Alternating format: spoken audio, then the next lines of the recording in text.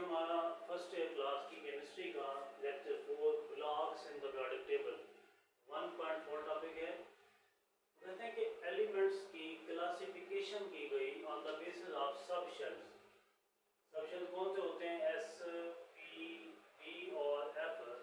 इनकी बुनियाद पर जब एलिमेंट्स की क्लासिफिकेशन की गई सब शेल्स की बुनियाद पर उनको डिफरेंट क्लासेस में डिवाइड किया गया, इनको हम कहते हैं कि ये क्या हैं? ब्लॉक्स हैं। ऐसे तमाम एलिमेंट्स जिनके valence electron s sub shell में मौजूद हों उनको हम एस ब्लॉक एलिमेंट्स कहते हैं और वो मोस्टली ग्रुप 1 और 2 हैं। पीरियोडिक टेबल के ग्रुप फर्स्ट और 2 जो हैं, जो कि एक्सट्रीमली लेफ्ट में मौजूद होते हैं, यहाँ पे ये आपके पास क्या हैं?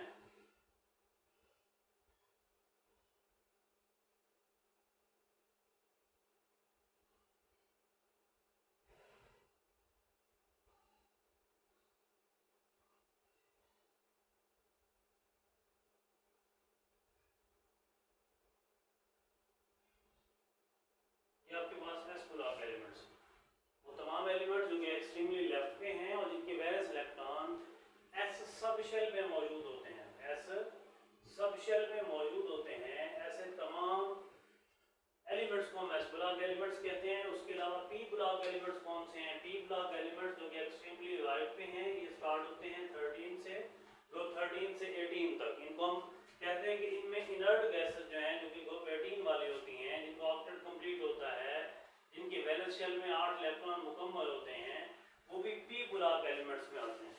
इसके अलावा डी ब्लॉक जो एलिमेंट्स हैं वो इंटरमीडिएट एलिमेंट्स हैं, जो कि पीरियोडिक टेबल के दरमियान में होते हैं। इनको हम ट्रांजिशन एलिमेंट्स भी कहते हैं। ये डी ब्लॉक एलिमेंट्स होते हैं।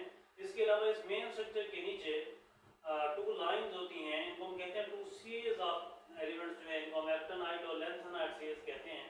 और ये सीरीज ऑफ एलिमेंट्स जो हैं ये एफ ब्लॉक एलिमेंट्स कहलाते हैं because their valence electrons are present in the F subshell and the D block elements have valence electron in the D subshell. P block elements have the valence electron in the P subshell. F block elements जो इसमें 2 series होती हैं at the bottom of the table, lanthanide और actinide में पहले बता गया हूँ। D block elements को हम transition elements कहते हैं। उसके अलावा इनके valence shell में जो हैं यानी 10 इलेक्ट्रॉन या उससे कम भी हो सकते हैं।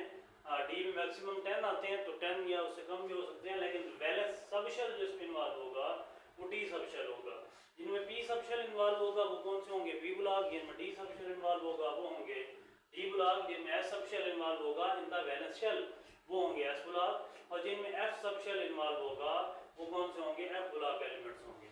2 series at the bottom of the table, इनको हम एक्टिनाइड और लेंथेनाइड कहते हैं। ब्लॉक्स हमें इंफॉर्मेशन कौन कौन सी देते हैं? डिफरेंट टाइप्स ऑफ ब्लॉक्स से हमें डिफरेंट टाइप्स ऑफ इंफॉर्मेशन मिलती हैं। मेनली इनकी केमिकल प्रॉपर्टीज, केमिकल बिहेवियर के हवाले से हमें इंफॉर्मेशन मिलती हैं।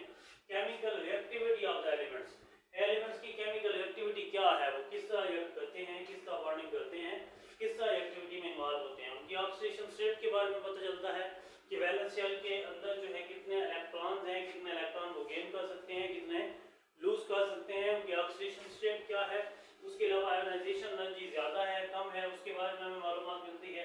इलेक्ट्रॉन अफिनिटी के बारे में हमें पता चलता है कि किस एलिमेंट की इलेक्ट्रॉन लेने की एबिलिटी ज़्यादा है, किसकी कम है। उसके बाद इलेक्ट्रॉन एक्टिविटी, कोई पीरियोडिक टेबल में कौन से एलिमेंट्स ऐसे हैं जिनकी इलेक्ट्रॉन एक्टिविटी ज़्यादा है, जिनकी इलेक्ट्रॉन एक्टिविटी कम है, कौन से ऐसे हैं जो मोस्ट इलेक्ट्रोनेगेटिव हैं, कौन से ऐसे हैं जिनकी इलेक्ट्रॉन एक्टिविटी सबसे माइनर है। इसकी इंफॉर्मेशन हमें different blocks of the periodic table से मिलती है। यहाँ तक आपका topic blocks of the periodic table खत्म हुआ। नेक्स्ट इंशाल्लाह हम नेक्स्ट टॉपिक स्टार्ट करेंगे। Thank you so much. अल्लाह हाफ़िज़।